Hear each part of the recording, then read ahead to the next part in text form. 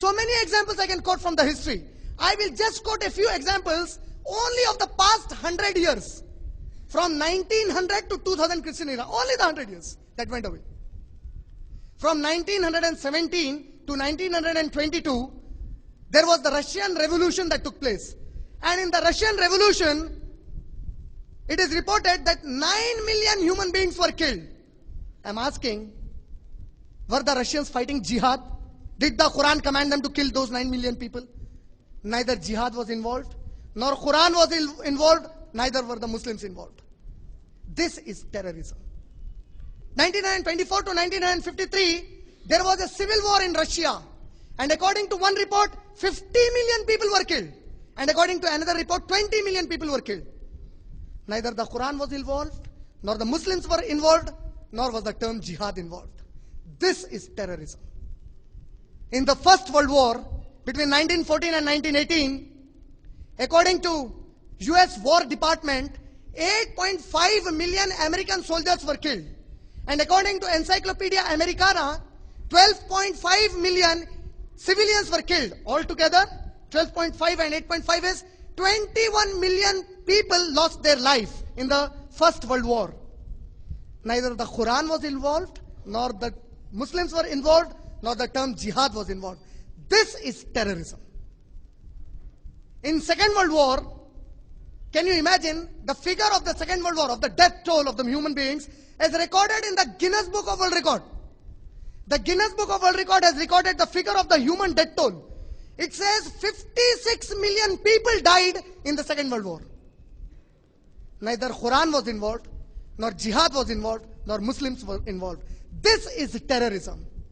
On 6th August 1945, on Hiroshima, America with its B-29 bomber plane, it dropped the little boy atom bomb. And on that spot, 80,000 people died, innocent people. This is terrorism. On 9th August 1945, America drops another atom bomb at Nagasaki. 240,000 people died. This is terrorism. Hitler, who claimed himself to be a Christian, he insinuated, he burnt alive 6 million Jews. This is terrorism. In the first Gulf War, that was fought between 1991 and 1993, according to Boston Globe, according to the report by Boston Globe, it says 5 million children, small children, not men, elderly men, 5 million children died in Iraq after US implemented its embargo on Iraq. This is terrorism.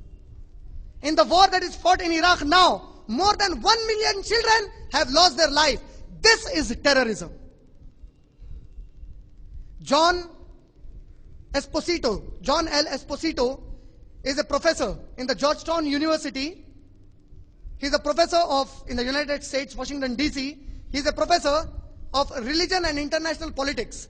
He has authored a book by the name, The Islamic Threat, Myth or Reality, that was published from the Oxford Press in the year 1992 from New York.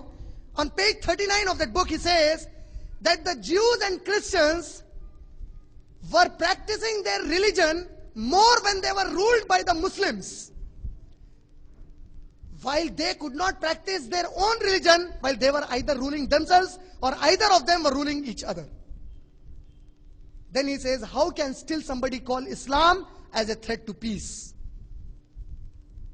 According to www.cursor.org, a website, it says, in retaliation to September 11, when America started bombardment on Afghanistan, 41 to 47 people were dying daily in Afghanistan.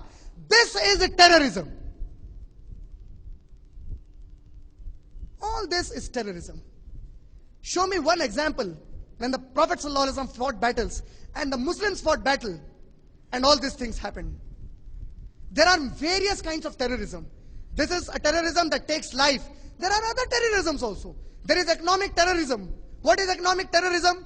According to a survey report published in Times of India on 2nd January 2006, Monday, on page number 3, the report says that the total world population, suppose if there are only 100 people living in the world, Out of those 100 people, only 5 people live in the United States of America. That is, America has 5% of the total world population. And only 5% of the total world population is controlling 40% of the resources of Earth. I said this is economic terrorism. The debt, total debt that India has to pay, the loan India has taken, 6,01,477 crore rupees. That is the total debt India has to pay. And the interest rate we are paying for it every year is 93,378 crore rupees, according to the report of the Ministry of Finance, Government of India for the year 2004-2005. I am asking, Allah said in the Quran, in Surah Baqarah, Surah number 2, ayah number 275 to ayah number 279, ban interest. Let us have interest-free economy. If 93,378 crore rupees that India is paying only as interest is invested in one single state of India, and that single amount is repeated 30 years in 30 states, India within 30 years, next 30 years, will become the superpower of the world. This is economic terrorism. In America, according to the National Crime Victimization Survey Bureau, the US Justice Department, it says for the year 1996, that 2,173 women were raped daily in America, which is equal to about 2 women being raped just in 1 minute. And the latest survey says for 2003 and 2004, almost 2 women in 1 hour. In England, the leading country, supposed to be the advanced country of the world, it has got a ratio of about 36 women being raped per day, according to the Bureau Justice. According to the Australian Bureau of Statistics, 41 women are raped daily in Australia. According to our motherland, unfortunately, India, the National Crime Bureau of Statistics of India say for the year 2003 and 2004, 15,500 women in India are raped in 1 year. And out of those 15,500, 13,378 rapists are those who raped the victims whom they knew very well. This is terrorism. According to the National Crime Bureau Statistics, for the year from 1998 to 2001 for India, almost on an average, 7,000 women were burnt alive for dowry. This is terrorism. And jihad is against all these kinds of terrorism in the right perspective. I would like to conclude my talk by reciting and translating the ayat with which I started my talk from the glorious Quran, from Surah Hajj, Surah number 22, ayah number 78. Where Allah subhanahu wa ta'ala says, A'udhu billahi minash shaitanir rajim. Bismillahir rahmanir rahim. Jahidu fillahi haqqa jihadihi. Do jihad in the way of Allah as it shall be done. Huwaj tabakum. Verily Allah has selected you Muslims. Wama ja'ala alaykum fid dini min haraj. In the religion of Islam, there is no compulsion upon you. If you want to serve Islam, serve it. If you don't want to, no problem. On the day of judgment, you will be held accountable for it. وَمَا جَعَلَ عَلَيْكُمْ فِي الدِّينِ مِنْ حَرَجٍ مِلَّةَ أَبِيكُمْ Ibrahim. Establish all of you on the millat, on the community of Ibrahim alayhi salam, who was sammakumul muslimin min qablu. For verily from the beginning, he was a Muslim. وَفِي هَذَا لَيَكُونَ الرَّسُولُ شَهِيدًا عَلَيْكُمْ.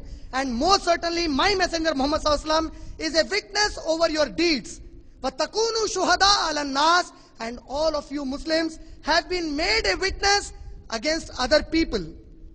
فَأَقِيمُوا الصَّلَاةَ وَآتُوا الزَّكَاةَ. Then establish salah and pay zakah. وَاتَصِمُوا بِاللَّهِ. And hold to Allah subhanahu wa ta'ala by following the Quran. هُوَ مَوْلَاكُمْ. He is the best to protect you.